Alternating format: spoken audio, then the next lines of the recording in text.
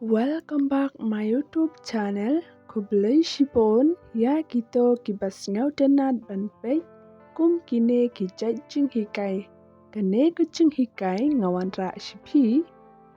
Ki ya tenat iway ya iway. Tang ba kim not ya ong. Hato kashaje ya pi kumta. Alengin ya pe kalong kumno. Hey John, that girl is looking at me all the time. Cassie, hey John, katay kakantay, kapet siya nga, man kapor. Maybe she fell in love with you.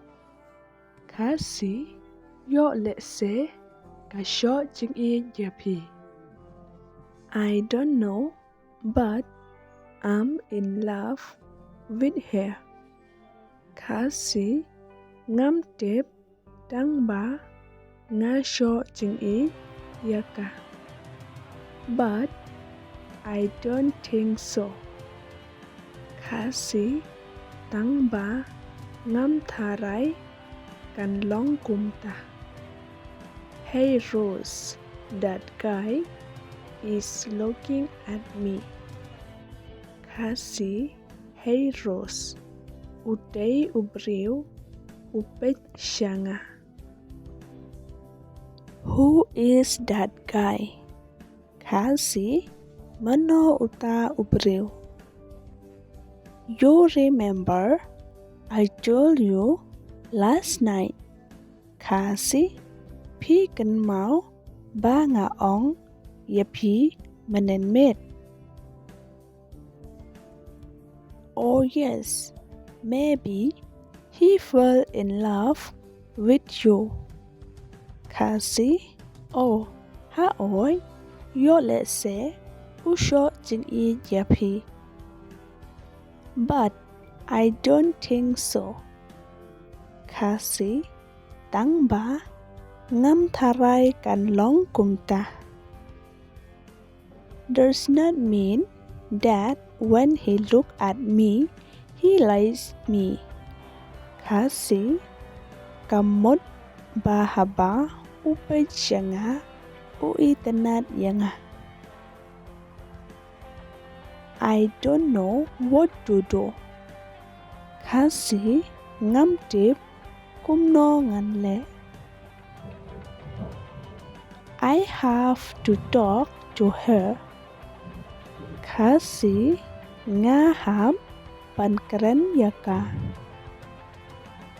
Maybe she don't like me.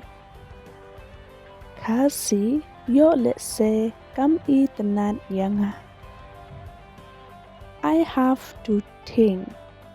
Kasi nga ham ban perkat pa. If I proposed her, maybe she rejected me. Kasi lada ngapa kli yaka, yo let's say kakenta janga. But it's my duty. I have to express my feelings. Kasi tang ba kadai kakamram jonga. Nga haban penpau ya kajeng sngew jonga.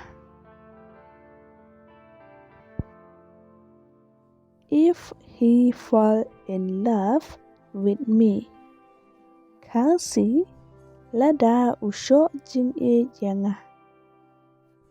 He should talk first. Kasi uladai ban kren shua mau. How come I will talk first? Kasi kumno ngan kren shua manga. I want to express my feelings but I can't. Kasi nga kwa ban penpau ya kajeng sngew jonga tang ba ngam la.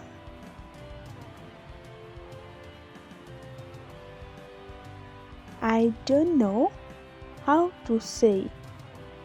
Kasi ngam tip shu kum no ngan ang. If I don't talk to her, kasi lada ngam kran yaka. Maybe someone will talk to her. Kasi let's say kiwai kin sakran yaka. I have to talk to her. Kasi ngaha bankran yaka. Hope she will accept my proposal.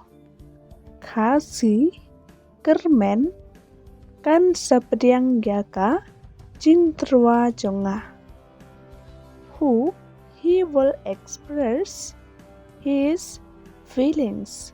Kasi kermen unsa penpau ya ka jing sngew jong o.